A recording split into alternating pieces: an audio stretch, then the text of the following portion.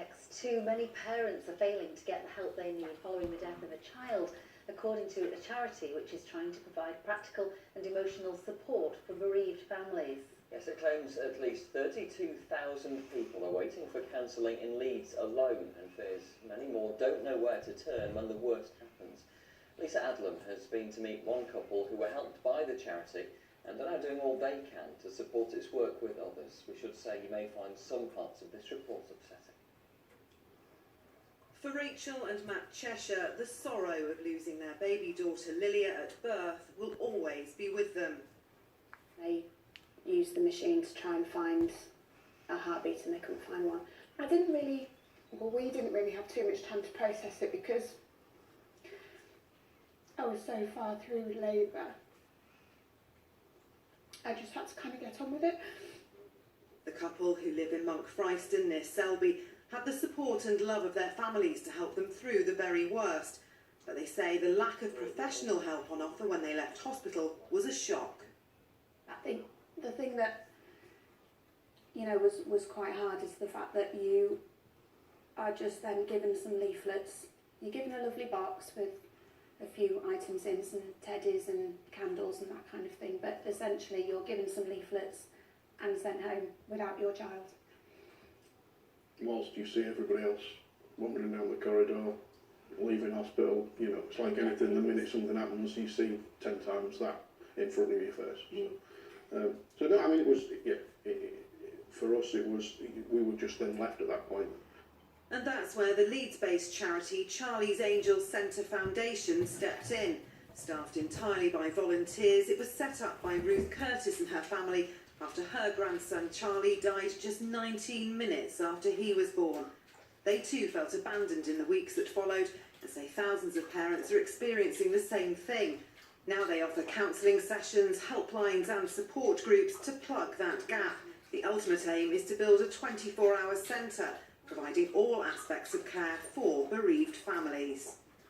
Most of our families can deal with counselling within a week, and that's what they need, and we don't have like a time limit on it as well. It's not you get 6 weeks and then it's bye-bye. It's as long as you need us, we're there. A lot of people we work with, they don't have anybody and they don't know how to get help. So for them, I can't even imagine how hard it must be just walking out of that hospital without your child. In a statement today, a spokesman for the Department of Health said it was working to establish new national guidelines to guarantee better care for parents, adding that a review launched last year was seeking to improve wider support, training for staff, and how the NHS could improve access to gynaecological, maternity and bereavement care to help parents grieve. Now though, Rachel is organising a black tie event to be held in Leeds in March to raise money to help the Charlie's Angels Centre become a reality. It's really important to us that this little charity who's working tooth and nail to help other couples gets the support that they need so that they can support other people. You try and hand back and see what else we can do for them. They can help lots of people, and that can be our thank you. And in the spirit of the charity's motto, to help other bereaved families rebuild their lives. Lisa Adlam, ITV News, Monk Fryston near Selby. Well, a little earlier I spoke to the MP Kevin Hollin-Rake, whose parental leave and pay bill is due to become law next year, allowing bereaved parents to have paid time off. He's also supporting a pilot project across the country, ongoing in York, to improve support for parents, and I started by asking him to explain what that scheme is. It's called the National Bereavement Care Pathway, which is a big description of something very fundamental but very straightforward but very important, which is really just good support for people who go through these terrible tragedies, whether that's a stillbirth or a neonatal death. And so it's about a bereavement maternity suite. So if you're on clearly a ward of expectant mothers or mothers who just had babies and you've lost your baby, that's a terrible thing to have to cope with. So these bereavement suites move the mother and father to one side so they can have some peace and away from all the normal stuff you get on a maternity ward, but also specialist midwives who understand what these people are going through, these parents are going through, and are able to support them through that process. And as we saw in our report, Matt and Rachel, they felt that there wasn't enough support once they left the hospital. Will that improve?